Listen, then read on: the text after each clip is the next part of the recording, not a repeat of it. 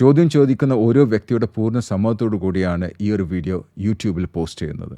ഈ ഒരു കമ്മ്യൂണിറ്റിയിൽ ഫ്രീ ആയി ജോയിൻ ചെയ്യണമെന്നുണ്ടെങ്കിൽ ഞങ്ങൾ അപ്ഡേറ്റ്സിനെ കുറിച്ച്, ട്രെയിനിങ്ങിനെ കുറിച്ച്, അല്ലെങ്കിൽ കോച്ചിങ്ങിനെ കുറിച്ചിട്ട് എല്ലാം ചോദ്യം ചോദിക്കാൻ ആഗ്രഹം ഉണ്ടെങ്കിൽ നിങ്ങൾ യൂട്യൂബിൽ ഡിസ്ക്രിപ്ഷനിൽ 2 ലിങ്ക് ഉണ്ട്. ഒന്ന് മലയാളത്തിലുള്ള ലിങ്ക്, ഒരു വാട്സപ്പ് ഗ്രൂപ്പിലേക്കുള്ള ലിങ്കും, മറ്റത് ഇംഗ്ലീഷ് വാട്സപ്പ് ഗ്രൂപ്പിലേക്കുള്ള ലിങ്ക്. അതിൽ ഏതിലും നിങ്ങൾക്ക് ജോയിൻ ചെയ്യാം, അല്ലെങ്കിൽ 2ലും ജോയിൻ ചെയ്യാം.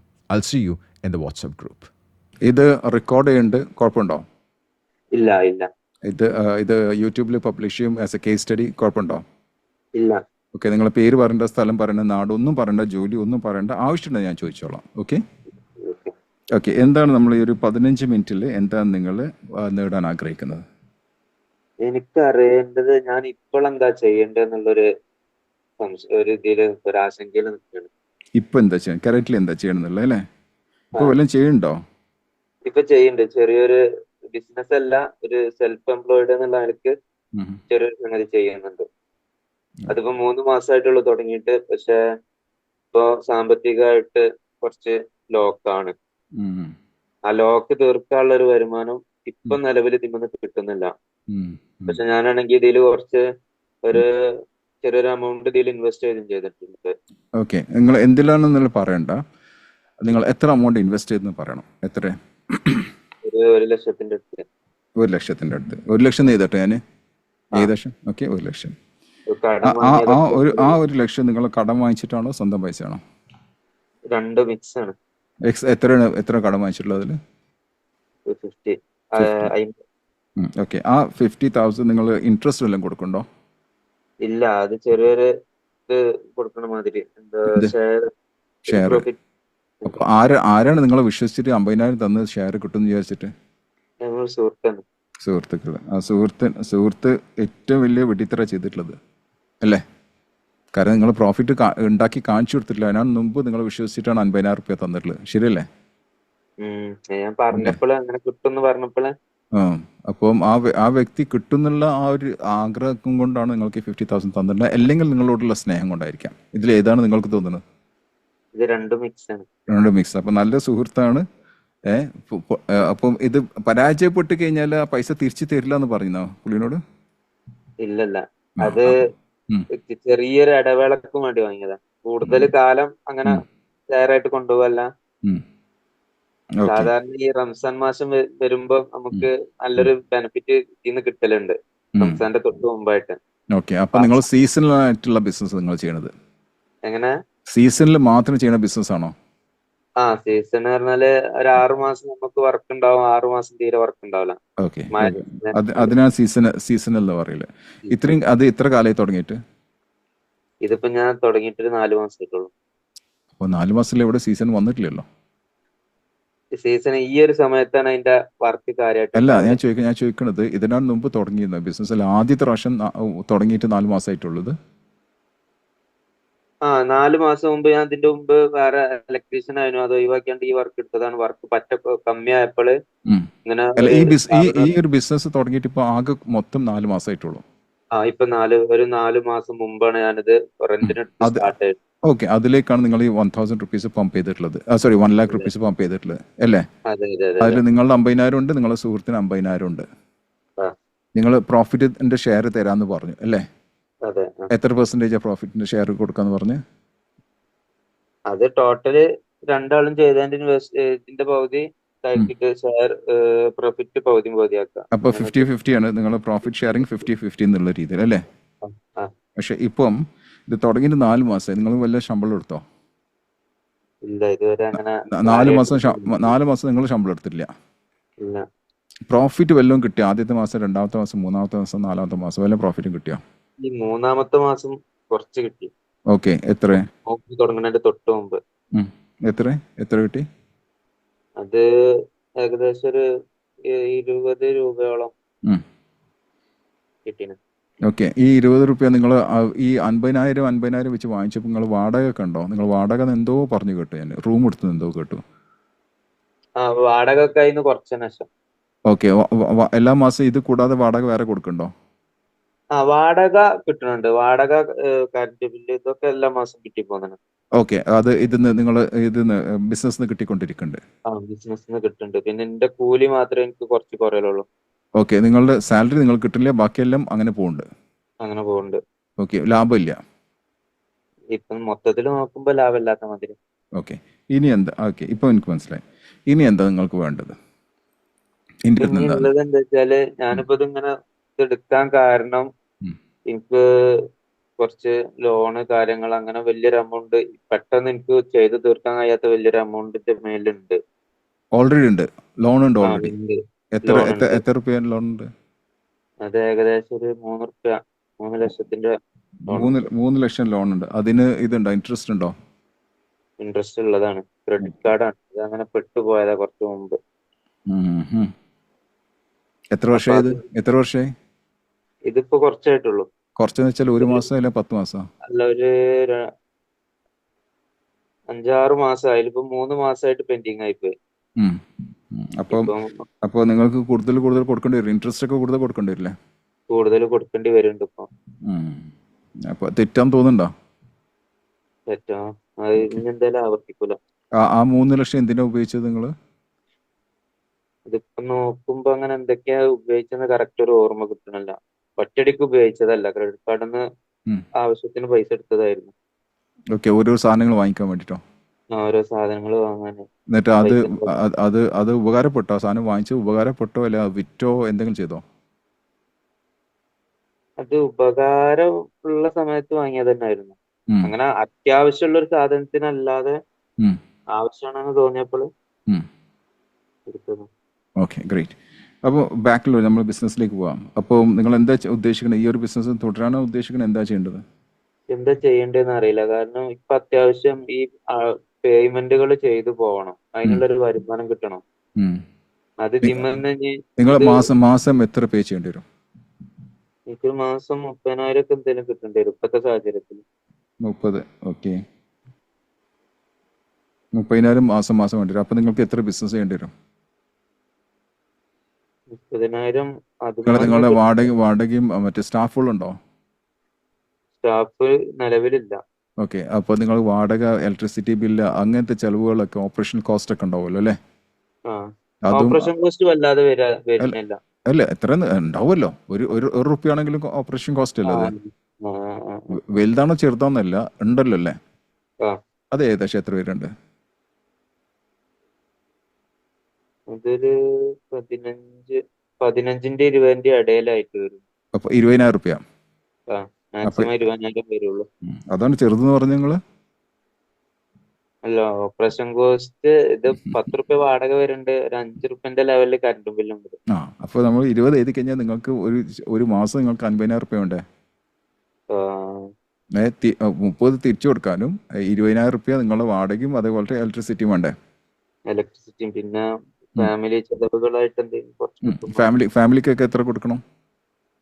ഫാമിലിക്ക് പറഞ്ഞാൽ നമ്മളെ ഫാമിലിന്റെ ചെലവുകൾ ഏകദേശം ഒരു 10 റുപ്യെങ്കിലും ഒരു മാസം ചില സമയത്തൊക്കെ വരലുണ്ട്. അപ്പോൾ ആ 10 കൂടെ ചേർത്ത് കഴിഞ്ഞാൽ 60 ആയില്ലേ?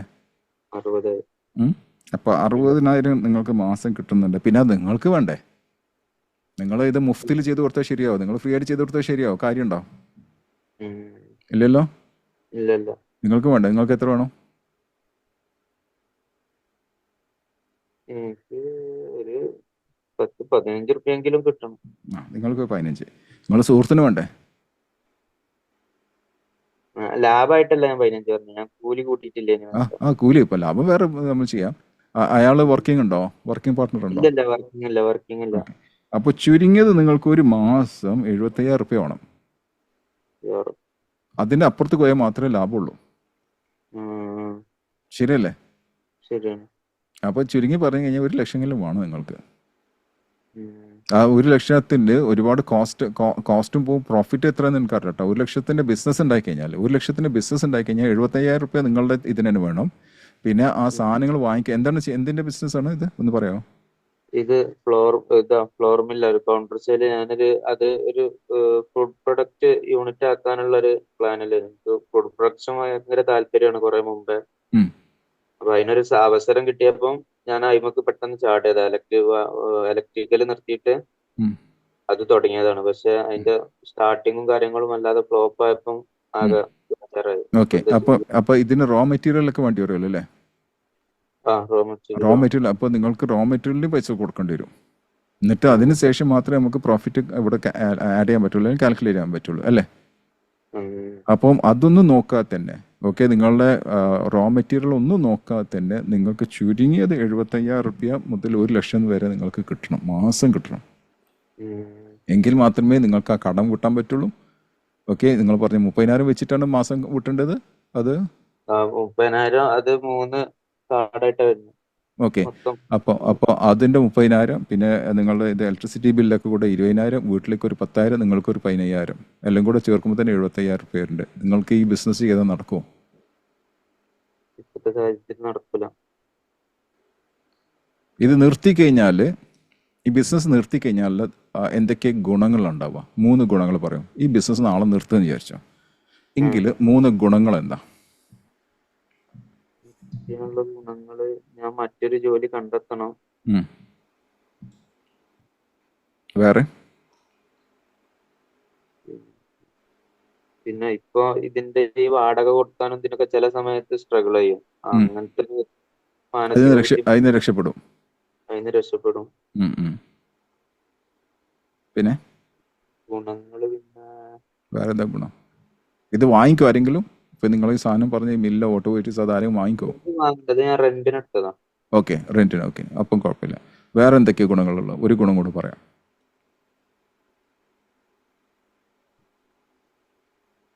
നിർത്തിയാല് ഇവന്റെ ഈ പൈസ പെട്ടെന്ന് കൊടുക്കേണ്ടി വരും. അതും ബുദ്ധിമുട്ടാവും. അത് ബുദ്ധിമുട്ടുള്ള. വേറെ ഗുണങ്ങൾ എന്താന്ന് പറയാം? ഗുണം വേറെ ഒരു ഗുണം കൂടെ പറയാം. ഒന്ന്, റെന്റ് കൊടുക്കണ്ട എന്നുള്ള ഗുണം മാത്രമേ ഉള്ളൂ ഞാൻ കാണുന്നത്. ജോബ് അത് നിങ്ങൾ നോക്കണമെന്ന് അറിയാം, അത് വേറെ കാര്യം. പക്ഷെ റെന്റ് കൊടുക്കണ്ട. വേറെ എന്താണ് ദോഷങ്ങൾ? എന്തൊക്കെയാ ഇത് നിർത്തി കഴിഞ്ഞാൽ? ഇപ്പം ഇതില് പൈസ ഇറക്കി ഉടനെ തന്നെ ഞാനിത് ഒഴിവാക്കുമ്പോ, ഞാൻ ഇതിന്റെ കുറെ മുമ്പ് ഇതേപോലെ മില്ലെടുത്തിരുന്നു. പിന്നെ വേറൊരു ഇലക്ട്രിക്കൽ ഷോപ്പ് കുറച്ച് മുമ്പ് എടുത്ത് നടത്തിയിരുന്നു. അത് കഴിഞ്ഞിട്ട് വയറിങ്ങിന്റെ പണിക്ക് പോയി, ഇലക്ട്രീഷ്യനായിട്ട് പോയി. അപ്പൊ ഇതിങ്ങനെ ഈ മാറ്റങ്ങൾ ഇങ്ങനെ മാറിക്കൊണ്ടിരിക്കുന്നോണ്ട് അതൊരു ഫാമിലിന്റെ ഇടയിലായാലും സുഹൃത്തുക്കളുടെ ഇടയിലായാലും അതൊരു നെഗറ്റീവ് പേരുണ്ടാക്കുക എന്നുള്ളൊരു പേര്. നെഗറ്റീവ് പേരാണോ, അല്ലെങ്കിൽ ചീത്ത പേര്? അതായത് ബാങ്ക് വന്ന് ജപ്തി ചെയ്യണോ? വലുത് ജപ്തി വന്നിട്ടില്ല, പക്ഷെ ബാങ്കുകാർ വീട്ടിൽ വരാൻ തുടങ്ങിയോ? അപ്പൊ എന്താ തീരുമാനം എടുക്കുക? അപ്പൊ ഫാമിലി ഒന്നും അറിയില്ലായിരുന്നു, ഇപ്പൊ അവലൊക്കെ അറിഞ്ഞു. ഇപ്പൊ നാട്ടുകാരും അറിയും, ഞാനും അറിയും. അപ്പം പറയും എന്താണ് തീരുമാനം എടുക്കേണ്ടത്. ഇപ്പം നിങ്ങൾ പറഞ്ഞു ആദ്യം ഒരു മില്ലെടുത്തു, പിന്നെ അത് വിറ്റു, പിന്നെ നിങ്ങൾ എന്താണ് ഇലക്ട്രിക്കൽ എന്തോ ഷോപ്പ് അത് തുടങ്ങി, അത് വിറ്റു. ഇപ്പം രണ്ടാമത്തെ ഒരു മില്ലെടുത്തു, അതും വിറ്റു കഴിഞ്ഞാൽ ജനങ്ങൾ എന്ത് പറയും? ജനങ്ങൾ പറഞ്ഞാണോ വലുത്, അല്ലെങ്കിൽ നമ്മളെ പരിധിക്ക് പിടിക്കാത്തതാണ് വലുത്? ജനങ്ങൾ പറയണതല്ല പ്രശ്നം. അങ്ങനെയെങ്കിലും അപ്പൊ ഇതിന് രക്ഷപ്പെടാൻ എന്താണ് മാർഗം? നിങ്ങൾ പറയും.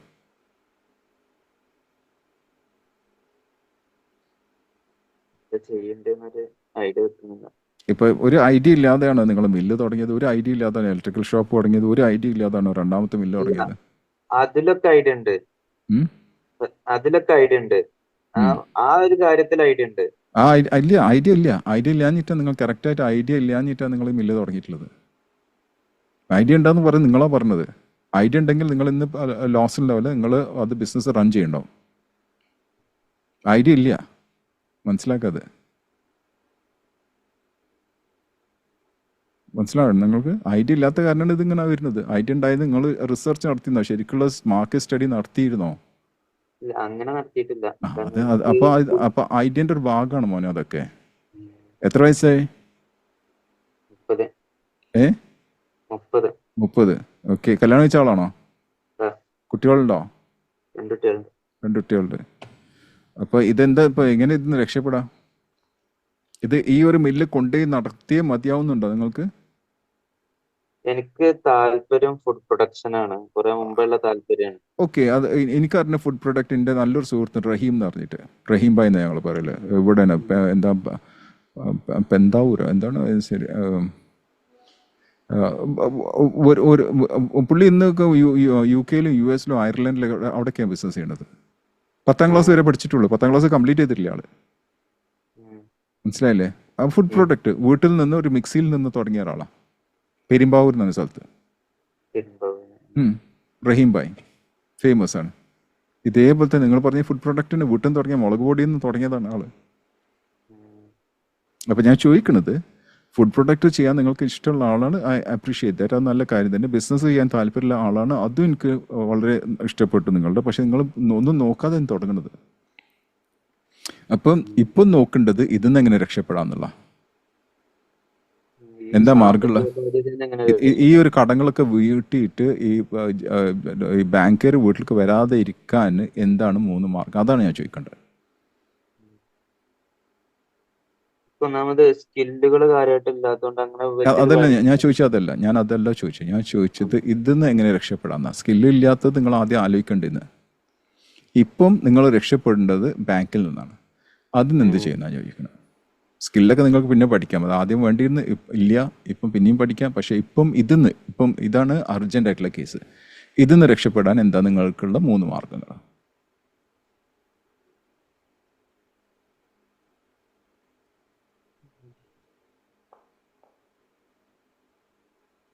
പെട്ടെന്ന് വരുമാനം കൂട്ടേണ്ടി വരും.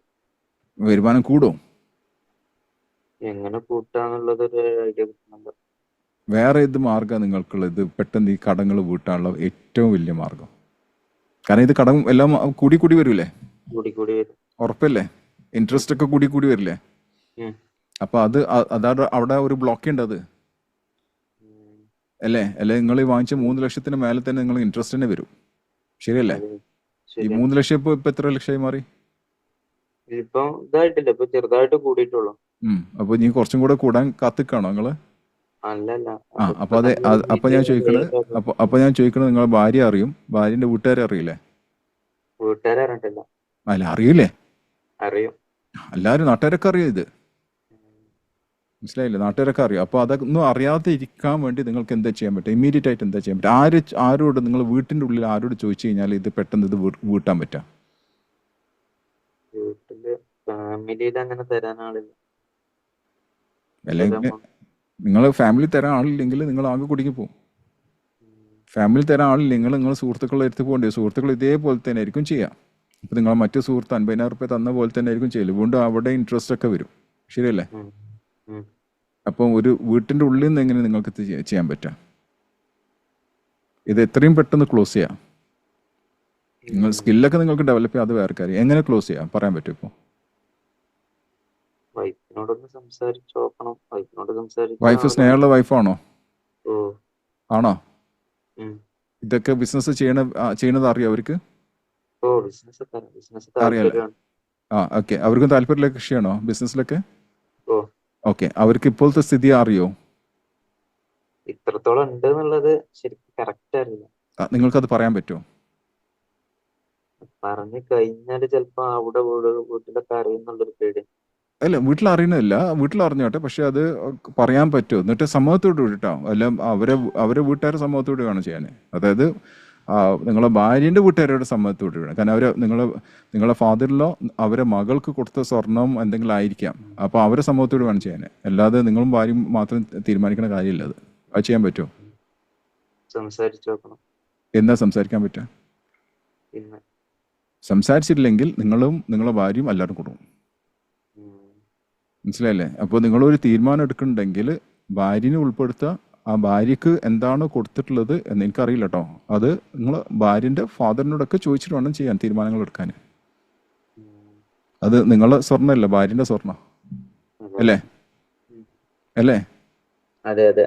നിങ്ങളുടെ അല്ല, അത് ഭാര്യക്ക് ഭാര്യൻ്റെ ഫാദർ കൊടുത്ത സാധനം. അപ്പോൾ നിങ്ങളുടെ അമാനത്തല്ല, അത് അവരെ അമാനത്താണ്.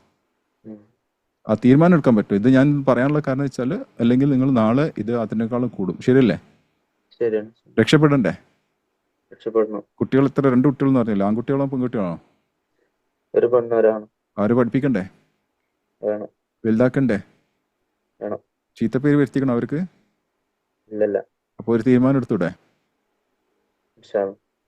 സംസാരിച്ചൂടെ? ഇന്ന് സംസാരിക്കാം. ഉറപ്പാണോ? ഉറപ്പ്. 0 to 10 എത്ര ഉറപ്പാണ്? ഓക്കെ. ഹാപ്പിയാണോ? ഒരു ക്ലാരിറ്റി കിട്ടിയതിന് ഹാപ്പിയാണോ? അതെ. Thank you. Thank you very much. Okay. Thank you very much. Thanks a lot.